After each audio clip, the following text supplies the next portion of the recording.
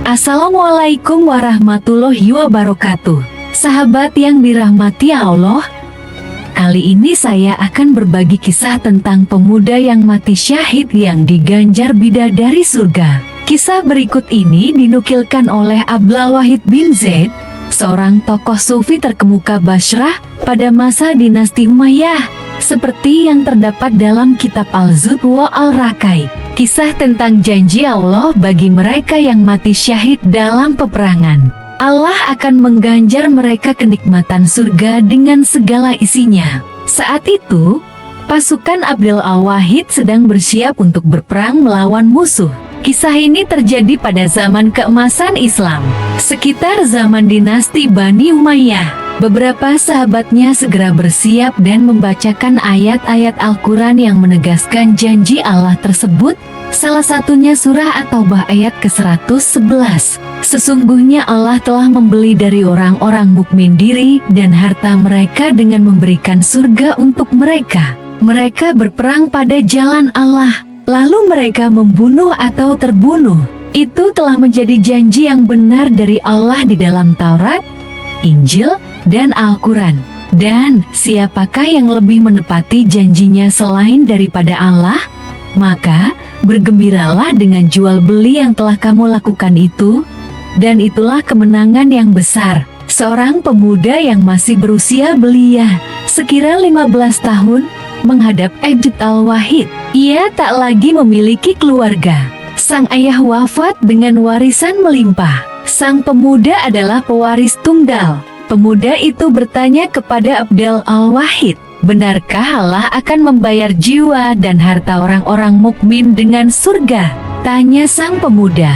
Ia pun membenarkannya. Sang pemuda pun kemudian menyatakan dirinya sanggup menyerahkan jiwa dan hartanya demi surga, dengan maksud ingin ikut jihad berperang.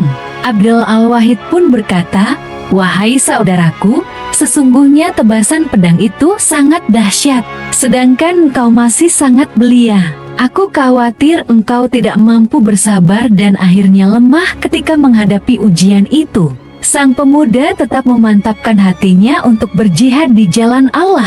"Wahai Abdul Al-Wahid, sesungguhnya aku telah menjual jiwaku kepada Allah dengan imbalan surga, dan aku sangat bergembira.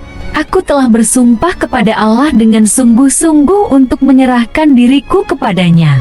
Mendengar perkataan pemuda tersebut, Abdul Al-Wahid merasa jiwanya berubah menjadi kerdil dan lalai. Ia membayangkan anak laki-laki semuda itu mampu berpikir dengan indahnya. Kemudian, pemuda itu segera mengambil seluruh harta yang dia miliki, dan dia infakkan semuanya kecuali seekor kuda dan persenjataan yang dia miliki. Ketika datang waktu keluar untuk berjihad, pemuda itulah orang yang pertama kali maju untuk berjihad. Mereka mulai melakukan perjalanan menuju medan perang, dan selama itu pula si pemuda selalu memenuhi harinya dengan berpuasa pada siang hari, serta menegakkan qiyamul lail pada malam harinya. Pemuda tersebut juga yang memenuhi keperluan semua perbekalan dan kuda-kuda tunggangan pasukan. Dia juga yang berjaga ketika pasukan yang lain tidur.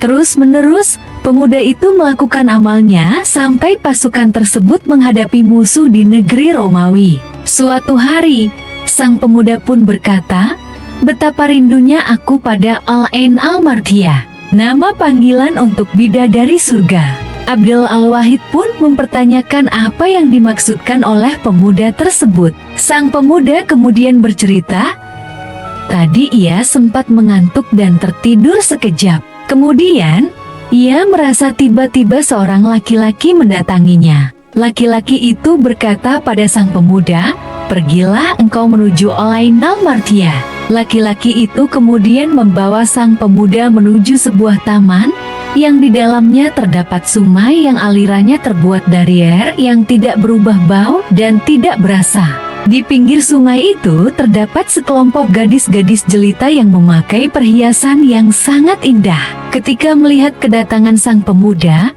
gadis-gadis itu menyambutnya dengan ceria dan berkata, "Inilah dia suami Al-Ana Al-Marthiyah." Sang pemuda kemudian mengucapkan salam dan berkata, apakah salah seorang di antara kalian ini ada yang bernama Al-Aina Al-Mardiyah?" Para gadis itu pun menjawab, "Tidak ada, tetapi kami ini hanyalah para dayang dan pelayannya semata.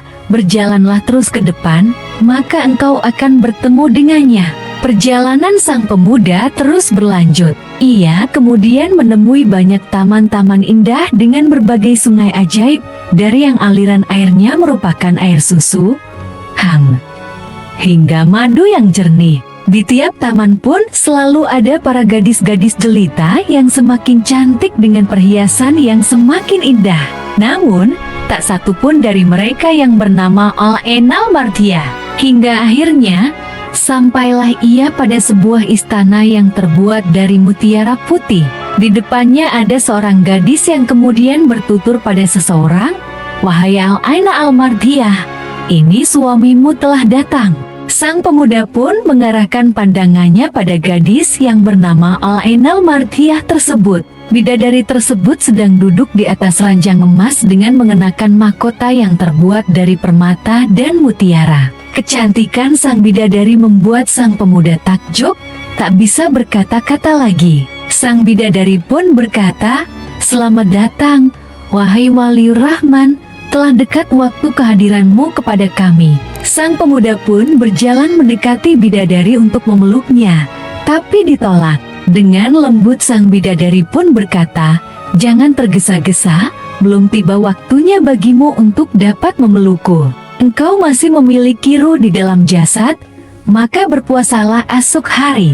Kemudian engkau akan berbuka bersama kami malam harinya." Tiba-tiba, sang pemuda pun terbangun dari mimpinya. Saat sedang menceritakan kisahnya tersebut, tiba-tiba datang gerombolan musuh menyerang pasukannya. Sang pemuda segera bangkit untuk menghadapi serangan tersebut dan berhasil mengalahkan 9 orang dari pasukan musuh. Hingga saat menghadapi musuh ke-10, sang pemuda itu kalah. Ia mati syahid. Tubuhnya yang berlumuran darah itu pun telah ditinggalkan oleh ruhnya. Wajahnya menyunggingkan senyuman yang indah. Tampaknya, inilah waktu saatnya bertemu bidadari surga tersebut. Demikianlah kisah tentang pemuda yang syahid yang diganjar bidadari. Wassalamualaikum warahmatullahi wabarakatuh.